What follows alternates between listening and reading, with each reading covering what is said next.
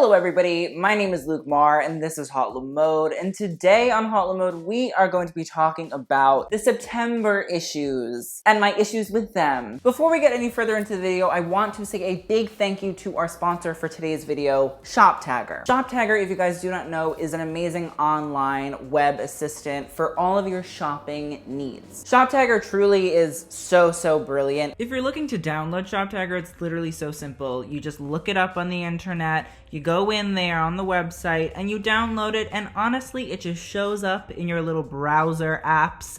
It's wonderful. Shoptagr is really great for three reasons. Firstly is the fact that Shoptagr actually allows you to create lists. Lists are these really amazing things where whether it's beauty or fashion or books or home decor, you can essentially go online and add anything from a bunch of different websites onto your Shoptagr lists. These lists are super amazing. You can organize them yourselves. You can have all different kinds of styles, categories. It's super helpful. It organizes all of the things that you want. The second great thing about it is the fact that in your lists, any of the things that you have, when Shoptagr finds out, in fact, that maybe your, Chanel 2013 bag that you've been looking at on maybe the RealReal is going on sale just a bit more, it'll either email you or text you that that thing is actually going on sale, which is super amazing and helpful because then you know and then you can buy it and then it's super easy and everybody wins. The third great thing about it is that when you get to the end and you're about to go into your checkout, it actually searches the web for any and all different kinds of coupons that could help you get even more savings. So if you guys want to download Shoptagr, you can go into the description box below. I literally have it on my apps. It's my favorite. I'm obsessed with it. It's a lifesaver. Now, yes, we are talking about the September issues. The September issue, usually in fashion magazine land, world, universe, is the most important issue. It's something that really has pushed and been talked about for years and years and years. There's literally a whole documentary about Vogue and the September issue titled The September Issue. It's kind of important. And seeing as how I normally don't discuss magazines often on this channel, because competition firstly. Secondly, it's just not something that really matters all that much nowadays. It's important that we do talk about the September issues though because of the magnitude they often have. So first up, we're going to be talking about Dazed magazine, which is a British magazine. Now this isn't their September issue because they don't actually have a September issue, but this is like their fall issue. So I'm going to count it as a September issue and just, So the cover is actually with Adut, Akech. Adut, if you guys do not know, is a model who really has taken off in the past year and a half. She did close out one of Karl Lagerfeld's last Chanel Haute Couture shows, which is a really big deal if you know anything about Chanel. The finale of a Chanel Haute Couture show is usually a model who is highly loved by Karl. So it must mean something, and I think that's really one of the reasons that she's started to skyrocket in the industry. I have seen a lot of Adut's editorials. I do think she's gorgeous. I'm actually really obsessed with her. She also has a really great backstory and, is super passionate and is an activist, so we stan. But this cover, I feel like there could have been, a little bit less of her face being blocked out and more of Adut's beauty shining through. While I think the juxtaposition of this neon pink feather jacket and this bright green lipstick is great and creates little pops of color, I feel like having a hand in front of her face just kind of loses, the Adut-ness of it. I just feel like you couldn't even really tell it was her unless it said Adut on the cover. So that's a bit sad. Next up is Miss Alicia Keys for Harper's Bazaar. Now, Harper's Bazaar is more of a commercial magazine rather than a fashion magazine. So that's why I think that there is so many titles and texts going on here. It's called the fashion issue, and yet Alicia Keys is wearing that leather dress. I just feel like it doesn't really look great. If you look kind of close, get in there, you can see that it's all crumpled and rumpled. And while I love a leather that crumples and rumples, not on the cover of a magazine for Alicia Keys. I feel like she looks gorgeous, obviously. Nobody here am I saying she shouldn't be on the cover, stuff like that, unless, there is somebody that shouldn't be on a cover. But I just feel like if it's the fashion issue, shouldn't you make it a bit more fashion? You know what I mean? Just give me a crazy look. Give me something a little bit over the top. Give me fashion, not, ill-fitting leather dress. Honestly, it's more ill-fitting leather apron with a side slit. Yikes. Next up is Angelina Jolie for Elle magazine. Listen, I love Nina Garcia. She really, honestly, is like taking Elle to the next level. And I also love Angelina. I think she's great, you know, Maleficent, rah rah, sis boom bah. But, I don't know, this is just a bit like, oh, pretty, oh, so sweet, like, like, it just doesn't do anything for me. Like, this honestly just looks like a photo that, like, she could have had as her profile picture on Twitter. You know what I mean? Like, there's nothing, like, interesting going on here. She's a gorgeous woman. She's Angelina Jolie. We already knew that. Do I need to see another picture of her smiling with a red lipstick and her finger in her teeth? No, not really. I'd like, for a fashion magazine that says, the power of fashion, to have something a little bit more interesting than just a black dress that I can't even really see, that I have no idea what's going on with it. So let's mix it up, people. Next up is Anne Hathaway for Allure. Listen, all eyes on Allure. So the cover and the title really, you know, correlate, come together. It's really about the eye makeup. She's not wearing any clothes. She's doing a big, beautiful, like dark, you know, God, I'm so bad at beauty. Tara, what is eyeliner? This is it, eyeliner. It's an eyeliner. So she has this big, bold eyeliner. It's really good, I think, in terms of it really like portrays Anne nicely. I think it has this sort of like black swan effect.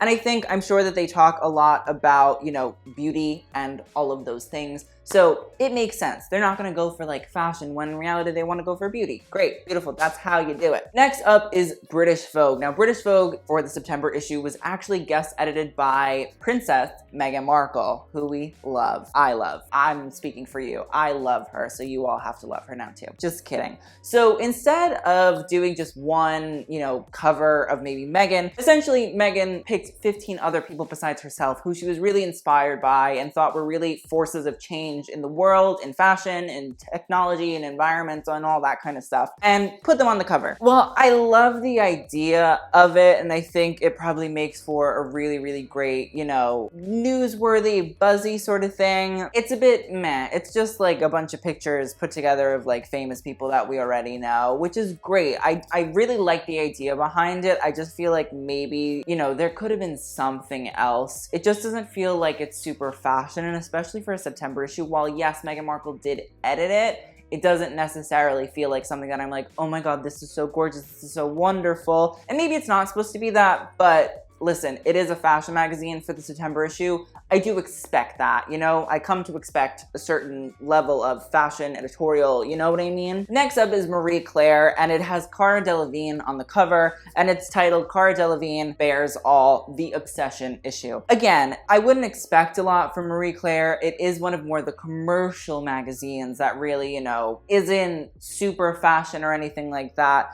It's a pretty cover. Cara looks great, that goes without saying, but there's nothing really amazing, crazy good going on here. It's a bit disappointing considering it's a September issue. Next up is Harper's Bazaar. Australia, mate. That was terrible. I'm so sorry to all of Australia. You can bar me from entering the country. It's fine. I get it. So it's Carolyn Murphy, who I actually don't know who she is, but I don't hate this. Like, I feel like it has some sort of edge to it. It's in black and white, which I think is really nice. And I like the sleeves. I like the, you know, the little open chest. I'm feeling maybe it's like a Saint Laurent vibe. Maybe it's like a Celine, which, you know, there's something here that's making me say, okay, like what's going on in here? I want to know. I want to open the pages. Maybe I'll actually spend $6 and buy it. That's what a cover should do, especially a September issue cover. I'm not saying I'm obsessed with it. It's the best thing in the entire world. It's not, but it's something that at least it's a little bit eye-catching. At least it's something that's drawing me in just a little bit compared to what we've seen so far. Next up is Celine Dion for Harper's Bazaar US. This is another one of the Harper's Bazaar issues. I think this one is better. Again, I think the black and white is really, really great. I also feel like there's some fashion going on here. Stripes and polka dots. Not my favorite thing in the entire world, let's be real, but it does have some sort of like dimension. It's shot in black and white, so there are crevices and cracks and you can see everything going on, and it's vibrant, it's graphic, it's interesting. It's making me want to open the cover. It's making me want to spend maybe $7 instead of $6. You know what I mean? There just seems to be something else going on that I'm very interested in. So I want that. This is good. I like where we're going here, Harper's. Let's take it a little bit further. Celine looks great with a bob cut too. Who would have ever thought? This is another Harper's Bazaar cover, and it's starring Christy Christy Turlington, the famous 90s supermodel. Not as obsessed with this one. You know what I mean? Listen, I like a leopard print. I know that her and Marc Jacobs are really good friends and they're, you know, getting together, and she shot a lookbook and she, you know, wore clothes and stuff. Great. But me, a bit, you know, fall fashion issue. There seems to be a fall fashion issue here, as in issue, not in terms of a magazine, issue as in like a problem. It's just not really that interesting or great, you know. I wouldn't be like, oh, I want to pick this up. You know what I mean? There's just no dimension to it. There's nothing that's making me say, oh my God, Christy Turlington looks so interesting. Let me get into it. You know what I mean? I wouldn't pay $6 for this. Next up is Harry Styles for the cover of Rolling Stone. And listen, the boy looks hot. You know what I mean? Like shirtless, that sells. And it's Harry Styles. He's a pretty boy. Like, you know, that makes sense. I actually have seen the editorial photos from inside of this cover, which I actually think are worth the purchase or worth looking at. The cover, it is a nice cover. It has him shirtless. It's a boy. It doesn't really like correlate to fashion though, which is great because there isn't that much fashion going on here. It's more so about Harry, which I think is the way to go. But I wanted to talk about it because I knew that you people would be like, you didn't talk about Harry Styles, what's wrong with you? I would have been like, okay, dramatic, calm down. So I did, you're welcome. Next up is Igloo Azealia, AKA Iggy Azealia for Cosmopolitan, and she is getting neon on, unfortunately. Listen, like if I didn't know, if it didn't say Iggy on it, I wouldn't know it was Iggy Azealia. You know what I mean? It just looks like every Instagram baddie model. There's just nothing interesting about it. I don't even know, the second coming of Iggy. Like like what is telling me, oh, second coming of Iggy? It's her wearing a pink blazer dress and drinking an iced coffee that she hasn't fully stirred. Where? Why? Like, why do I care? Why the fuck do I care? You know what I mean? Like, there's nothing crazy amazing going on that's making me interested. For Cosmopolitan UK, there's Jordyn Woods, who was shot for the cover. Jordyn has had a year, certainly. And I feel like if they were gonna go for like this Jordyn talks trolls, trust, and the truth, I feel like I'd expect Jordyn to look a little bit more, you know, interesting, a little bit more editorial. This to me is, again, like the Iggy Azealia cover, which just, you know, there's nothing that's drawing me in to care. And that's a problem. That's an issue. Like, that's why magazines don't sell. I don't care. Like, it's Jordyn Woods. Great. I can look on her Instagram for free. I don't have to pay $6 to see it. You know what I mean? There just like isn't anything that's drawing me in. And also like the text, a lot. It's getting a lot. I don't even know if people actually look at the text personally on the cover of a magazine. I'd like to just see Jordyn Woods and say, oh, that looks interesting. Let me see what's going on. You know what I mean? Next up is Julianne Moore for In Style. And listen, do I think that this is like the most fashionable cover in the entire world? No. But it is in style, which means that it has to, you know, cater to a more conservative audience. I'm not saying conservative in terms of like conservative Tommy fucking Lauren, but it is more conservative in terms of it's not like super high fashion editorial. I do feel like though, they took it in a direction that is a little bit more high fashion editorial, which I appreciate that. It's 25 years of In Style. Julianne Moore in this, you know, crisp little blue satin shirt looks great. Her hair is, you know, a bit crazy and good. I feel like it's not super crazy interesting, but also it's In Style. So like this is edgy for In Style. So like claps for that. Next up is Kate Moss for Harper's Bazaar Germany. Unser Germany, danke Kate, you're so gorgeous. That was bad too. I'm sorry to every country that I've done an impression of so far. So it says icon, Kate Moss. I don't know. I just don't really feel like there's anything crazy interesting going on here. You know, Kate has been on so many covers that it's hard to really put her in something or put her on something now and make it really pop. I also feel like the full vantage point, you know, it's not amazing, especially because the outfit. If you're gonna do a full look, if you're gonna crop it so that I can see everything, I would like for the look that said person is wearing to be something that is eye-catching. You know what I mean? It has to have that pizzazz in order for somebody to open the cover. But if you play it safe, which this to me feels a bit safe, especially using Kate, you know, why should I care? Why should the person buying this magazine care? You know what I mean? Next up is Kim Kardashian for Vogue Arabia. And while like, listen, I'm not the biggest fan of Kim, this is interesting. There's something going on here. Do I understand the concept at all? Absolutely not. But I want to get into it. I want to like read a little bit. Is art directed by Thierry Mugler. Okay, didn't know that. I like the outfit. I like the wasp little waist. I like the big hips. The surreal world of Kim Kardashian West. Like, there's something drawing you in in a way. It looks like she's in like a salt field and there's the big blue sky behind her and there's the red covering her face. Like there's an interest there. It's editorial, it's glossy. It looks like something that people would actually like care about and look into. That's what you need to be doing for a September cover. And I'm happy that Vogue Arabia is turning it out because I actually really feel like Vogue Arabia is pretty good. Next up is Kristen Stewart for Vanity Fair, and she is going for a full Chanel moment, if you couldn't tell. It looks like Chanel, and also like Kristen Stewart is a Chanel girl, so that's just what I automatically think always. I like the cover. I feel like it has a little bit of a pop in terms of fashion. It's a little bit, you know, not out there, but it does like pop. It does make you want to look. It's Kristen Stewart, who often is, you know, very butch. So putting her with these like more feminine colors really does juxtapose her character and how she is with the clothing, which I think is also an interesting concept, especially on the cover of Vanity Fair, which is a, you know, more, not conservative again, but more mainstream publication rather than a, you know, a high fashion editorial glossy. It really does have, you know, some effect that makes me say, okay, interesting, Kristen Stewart, I can look into it. Next up is Margot Robbie for Vogue Australia. I love this. I really love this. I think this is gorgeous. I think these are some of the best photos I've ever seen Margot Robbie in. I love this dress. I feel like because they shot it in black and white, you can see through. There's sheer, you know, like there's dimension to this. There's something that you can like look into and really care about. Her hair looks great. It says brave new season. It is brave. It's different. It's nice. It really like is really, really gorgeous, where I feel like Margot gets stuck in a lot of like pretty roles. This is a little bit edgy. This is a little bit different. I like it. There is a second one here, and I really love this one because it has McQueen. Like, look at that McQueen dress. It's gorge. Again, there's like dimension to it. It's not just like stagnant, you know, somebody facing the camera. It has like curvature, it has lines, like it's interesting to look at. This is what we need. We need things that are interesting to look at. Next up is Natalie Portman for Harper's Bazaar UK. Meh. Again, it's just a bit meh, like the female gaze, fashion and the female gaze. I love Natalie Portman, I think she's great, but again, it's just black. Who cares? It's red lipstick. Why do they love to put a red lipstick on always? I don't get it. I'm not a beauty guru. You already know that. Have you looked at me? But like, even I know, red lipstick is not always the answer. Next up is Rami Malek for GQ. The fall fashion issue.